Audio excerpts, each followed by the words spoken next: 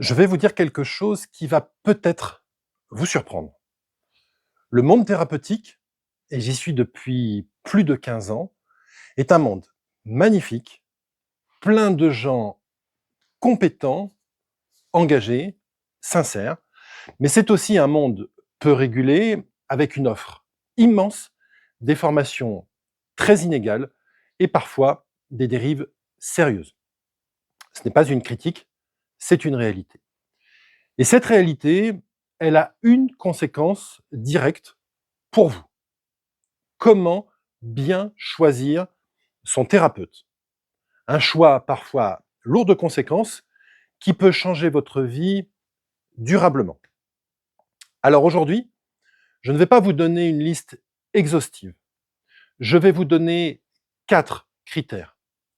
4 critères fondamentaux.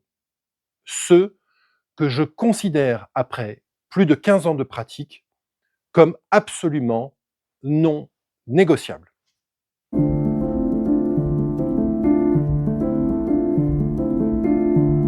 Le premier critère, évidemment, c'est la formation. Et je vais être transparent avec vous. Une vraie formation thérapeutique, ça prend du temps, parfois même beaucoup de temps.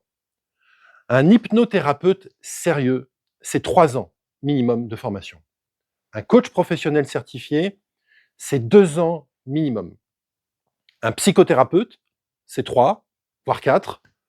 Un kinésiologue, c'est 3 ans. Un réflexologue, un naturothérapeute, pareil. Ne parlons même pas de la médecine traditionnelle chinoise qui prend 5 ou 6 ans en fonction de votre spécialité. Voilà ce que ça représente vraiment. Alors quand vous voyez quelqu'un qui vous propose un week-end de formation pour devenir thérapeute, 2 jours, et hop, miracle, vous êtes praticien. Je vous invite à vous poser une question simple. Est-ce que 2 jours suffisent réellement pour apprendre à accompagner quelqu'un qui vit une souffrance réelle? Est-ce que vraiment c'est possible? Évidemment, la réponse, vous la connaissez. La conséquence de ces formations bâclées, et ça c'est quelque chose que j'observe depuis longtemps et de plus en plus, ce sont ce que j'appelle les CV à rallonge. Vous savez, ces thérapeutes qui affichent 10 spécialités, 12 approches, 15 certifications. Vous avez bien compris qu'avec mon exemple, si chaque spécialité demande 2, voire 3 ans d'études sérieuses, et que la personne en face de vous en affiche 10, eh ben, faites le calcul. C'est mathématiquement impossible. Soit ça veut dire que les formations étaient superficielles, soit elles n'ont jamais été vraiment explorées et donc maîtrisées. Ce que vous cherchez, vous, c'est quelqu'un qui maîtrise parfaitement sa spécialité, avec éventuellement une ou 2 approches complémentaires clairement identifiées. Vous cherchez un thérapeute qui sait exactement ce qu'il fait, pourquoi il le fait et jusqu'où il peut aller dans sa pratique. La spécialisation n'est pas une limite, au contraire, c'est une garantie. Deuxième critère, et celui-là me tient particulièrement à cœur, parce qu'il est peu connu et peu utilisé, c'est que pour moi, un thérapeute doit avoir réfléchi à sa posture, à son éthique, à son cadre, à sa déontologie. Je sais que ces mots peuvent paraître abstraits. Alors, je vais vous dire concrètement ce que cela signifie. Cela signifie que le thérapeute a réfléchi, mais vraiment réfléchi, à des questions comme: quelles sont les limites de ma relation avec mes patients? Jusqu'où je peux aller? Quelles sont mes limites? À quel moment je dois m'arrêter? Comment est-ce que je peux me positionner quand quelqu'un me confie quelque chose de très intime? Et surtout, comment est-ce que je réagis quand quelqu'un me met en colère ou quand quelqu'un me touche émotionnellement. Et pas seulement réfléchi, mais capable de vous l'expliquer, de l'afficher, de le poser clairement dès la première séance. Parce que voilà ce que ça crée concrètement pour vous en tant que patient. Ça crée de la sécurité. La sécurité physique, d'abord, évidemment. Vous savez qu'il n'y aura pas de gestes déplacés, pas de débordement et évidemment aucune ambiguïté. Et puis surtout, la sécurité émotionnelle. Vous savez que vous ne serez jamais jugé sur rien. Ce critère est fondamental. Un thérapeute se doit de rester neutre en toutes circonstances. Ensuite, vous devez pouvoir dire ce que vous avez à dire dans l'ordre qui vous convient au moment où vous êtes prêt. Vous devez rester libre, ne jamais vous sentir ni forcé, ni contraint, en aucune manière. Je suis intimement convaincu que cette sécurité-là est la condition de tout le reste. Sans elle, le travail thérapeutique ne peut pas réellement commencer. Alors, comment vous pouvez vérifier ça? C'est simple. Dès la première séance, vous posez la question. Comment est-ce que vous travaillez? Quel est votre cadre? Quelles sont les limites de votre pratique? Avez-vous établi une charte éthique? Ou adhérez-vous à une charte? Avez-vous un code de déontologie? Est-ce qu'il m'est possible de les voir? Un thérapeute sérieux aura une réponse claire et surtout spontanée. Si ça n'est pas le cas, vraiment, restez prudent. Troisième cadre, troisième critère, le cadre. Et là, je vais vous raconter quelque chose que j'ai vécu. J'ai connu quelqu'un qui faisait du massage. Ça semble anodin. Quelqu'un qui était vraiment très compétent dans son approche. Des mains extraordinaires, une vraie sensibilité, une capacité à prendre en charge la douleur des gens qui venaient le voir. Mais ce thérapeute n'avait pas posé de cadre. Aucun. Résultat, les patients arrivaient 1 heure avant la séance, ils restaient 1 heure après, ils appelaient le soir, le week-end, ils lui confiaient tout et n'importe quoi, tout le temps, sans limite, et lui se laissait déborder parce qu'il était bienveillant, parce qu'il pensait bien faire. Et à partir de là, qu'est-ce qui s'est passé? Lui s'est épuisé. Et ses patients, au lieu d'avancer et de se prendre en charge, sont devenus dépendants.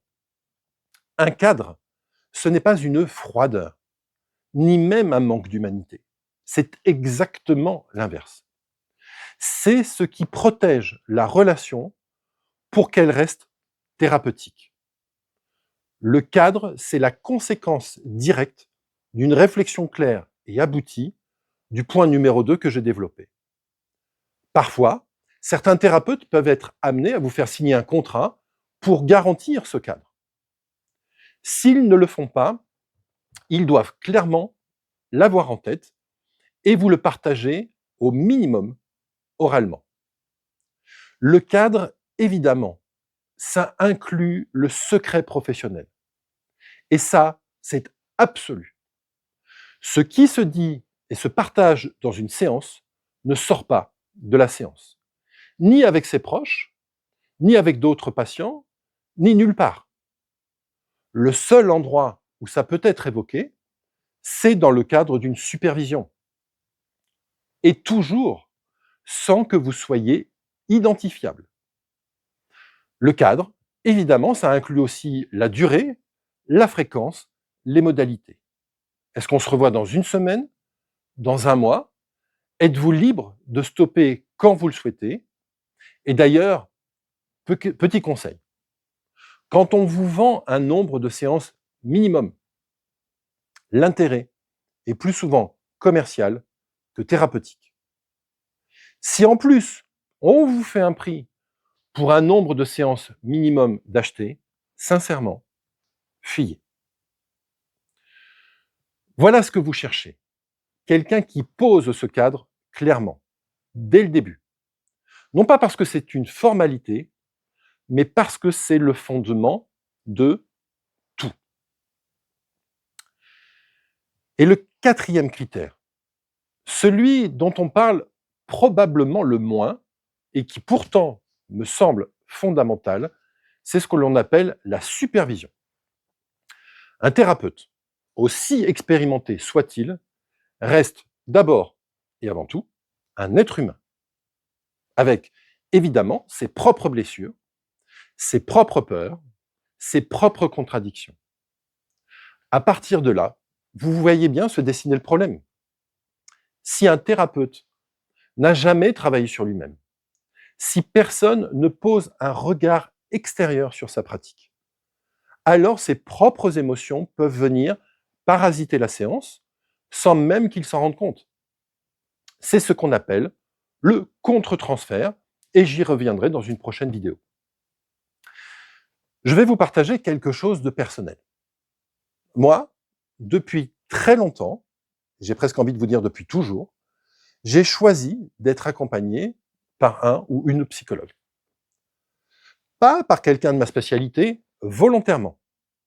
Parce que justement, comme ça n'est pas mon domaine, je suis sûr de ne pas pouvoir la balader. Je suis sûr de ne pas pouvoir contourner les choses. Elle me voit, elle me confronte. Et ça, moi, j'en ai besoin. Parce qu'il faut qu'il y ait un endroit où j'accueille les autres et un endroit où je suis accueilli, moi. Ces deux endroits ne peuvent pas être le même. Donc, quand vous cherchez un thérapeute, posez-lui cette question. Est-ce que vous êtes supervisé? Un thérapeute sérieux vous répondra oui, sans hésiter. Et il pourra vous expliquer comment. Et là aussi, un petit indice. Si un thérapeute profite de la séance pour vous raconter sa vie, fuyez.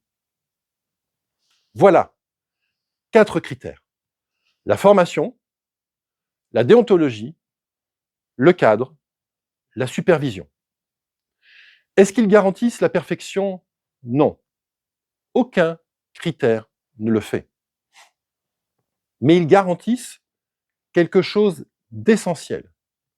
Un cadre sérieux, réfléchi, éthique. Et dans ce cadre-là, le vrai travail peut commencer.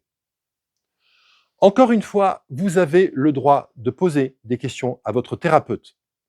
Vous avez le droit de savoir comment il travaille, où il a été formé et s'il est supervisé.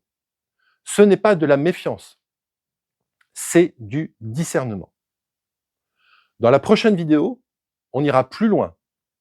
On parlera de ce qui peut tromper et de ce qui doit vraiment vous alerter. D'ici là, prenez soin de vous et surtout, ne croyez pas ce que je dis. Faites votre propre expérience.